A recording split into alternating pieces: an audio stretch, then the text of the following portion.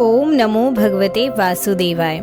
दोस्तों, आप सभी को कार्तिक मास की हार्दिक शुभकामनाएं। आज हम सुनेंगे कार्तिक मास महात्म कथा का 5वां अध्याय। प्रभु मुझे सहारा है तेरा, जग के पालनहार, कार्तिक मास महात्म की कथा करूं विस्तार। राजा पृथु बोले, नारद जी, आपने कार्तिक मास में स्नान का फल कहा, अब अन्य मासों में विधि पूर्वक स्नान करने की विधि, नियम और उद्यापन की विधि भी बताइए। देवऋषि नारद ने कहा, हे राजन, आप भगवान विष्णु के अंश से उत्पन्न हुए हैं, अतः ये बात आपको ज्ञात ही है, फिर भी आपको यथाचित विधान बताता हूँ। आश्विन मास में शुक्ल पक्ष की एकादशी से कार्तिक के व्रत करने चाहिए। ब्रह्म मुहूर्त में उठकर जल का पात्र लेकर गांव से बाहर पूर्व अथवा उत्तर दिशा में जाना चाहिए। उसके बाद जो मनुष्य मुख शुद्धि नहीं करता, उसे किसी भी मंत्र का फल नहीं होता। अतः दांत और जीभ को पूर्ण रूप से शुद्ध करना चाहिए और निम्नलिखित मंत्र का उच्चारण करते हुए दातुन तोड़नी चाहिए। हे वनस्पते, आप मुझे आयु, कीर्ति, तेज, प्रज्ञा, पशु, संपत्ति, महाज्ञान, बुद्धि और विद्या प्रदान करो। इस प्रकार उच्चारण करके वृक्ष से 12 अंगुल की दातुन लें। दूध वाले वृक्षों से दातुन नहीं लेनी चाहिए। इसी प्रकार कपास, कांटेदार वृक्ष तथा जले हुए वृक्ष से भी दातुन नहीं लेनी चाहिए। जिससे उत्तम गंध आती हो और जिसकी टहनी कोमल हो, ऐसे ही वृक्ष से दंत धावन ग्रहण करना चाहिए। प्रतिपदा, अमावस्या, नवमी, छठी, रविवार को चंद्र तथा सूर्य ग्रहण में दातुन नहीं करनी चाहिए।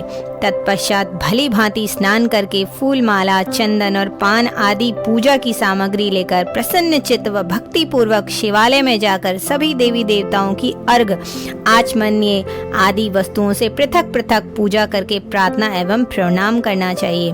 फिर भक्तों के स्वर में स्वर मिलाकर श्री हरि का कीर्तन करना चाहिए।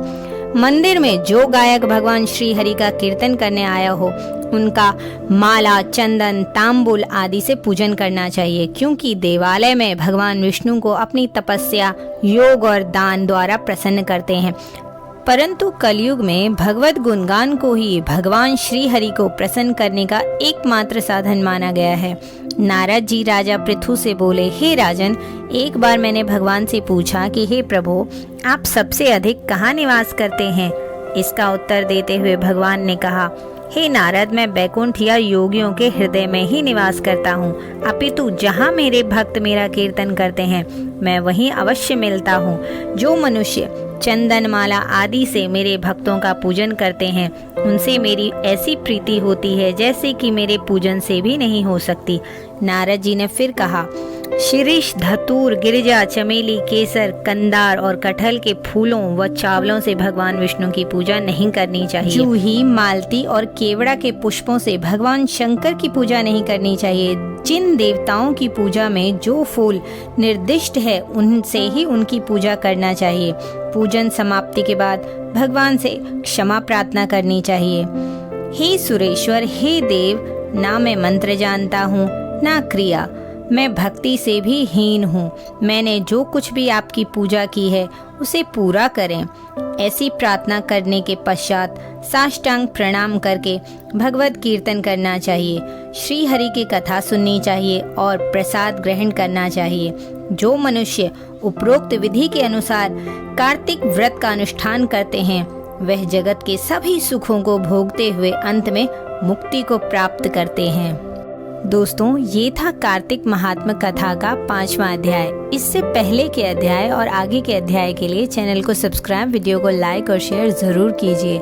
ऐसी मान्यता है कि इस महीने में धार्मिक कथाओं का श्रवण करने से तीर्थ करने के बराबर पुण्य फल की प्राप्ति होती है।